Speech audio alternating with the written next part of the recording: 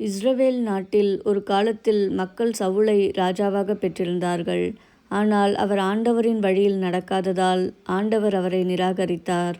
அப்போது ஆண்டவர் தீர்க்கதரிசியான சாமுவேலை அழைத்து, நான் ஒரு புதிய ராஜாவை தேர்ந்தெடுத்துள்ளேன். நீ பெத்லகேமுக்கு சென்று ஈசாய் என்பவரின் மகன்களில் ஒருவரை திருப்பொழிவு செய் என்றார். சாமுவேல் பெத்லகேமுக்கு வந்தார். ஈசாயின் மகன்கள் ஒருவருக்கு பின் ஒருவராக அவர் முன் வந்தார்கள். சாமுவேல் எசாயின் வீட்டிற்கு வந்தபோது எசாயின் பெரிய மகன்களை பார்த்தார். அவர்கள் உயரமாகவும் அழகாகவும் இருந்தார்கள். சாமுவேல் முதலில் மூத்த மகன் எலியாவை பார்த்து, இவரே தேவன் தேர்ந்தெடுத்தவர் என்று நினைத்தார். ஆனால் ஆண்டவர் சாமுவேலிடம் சொன்னார், மனிதன் முகத்தை பார்க்கிறான், ஆண்டவரோ அகத்தை பார்க்கிறார். இளையவன் ஒருவன் இருக்கிறான், அவன் ஆடுகளை மேய்த்து கொண்டிருக்கிறான் என்றார் ஈசாய். அவன் பெயர் தாவீது. தாவீது வந்தவுடன் ஆண்டவர், இவன்தான், இவனை திருப்பொழிவு செய் என்றார். சாமுவேல் திருத்தைல எண்ணெய் எடுத்து அவன் மேல் ஊற்றினார்.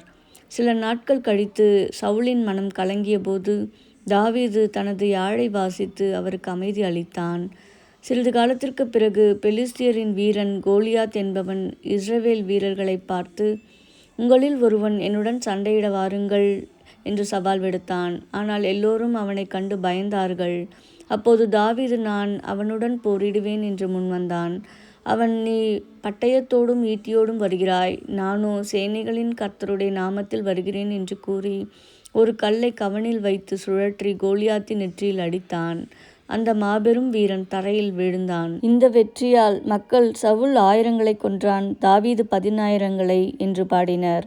இது சவுலின் இதயத்தில் பொறாமையை தூண்டியது.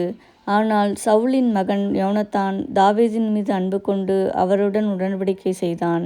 சவுல் அவனை கொல்ல முயன்றதால் தாவீது தப்பி ஓடினான். ஒரு குகையில் சவுலை கொல்ல வாய்ப்பு கிடைத்தும் தாவீது, கர்த்தரால் திருப்பொழிவு செய்யப்பட்டவர் மேல் என் கையை நீட்ட மாட்டேன் என்று கூறி அவனை விட்டுவிட்டான். பின்னர் தாவீதும் அவரது மனிதர்களும் நாபாலின் மேய்ப்பர்களை பாதுகாத்து உதவி செய்தனர். ஒரு நாள் திருவிழா நேரத்தில் தாவீது நாபாலிடம் உணவு உதவி கேட்டார். ஆனால் நாபால் அவமதித்து, தாவீது யார் என்று கேலி செய்தார். இதை கேட்டு தாவீது மிகவும் கோபமடைந்து நாபாலின் வீட்டை தாக்க தீர்மானித்தார். இதை கேட்ட நாபாலின் மனைவி அபிகாயில் உடனே செயல்பட்டார்.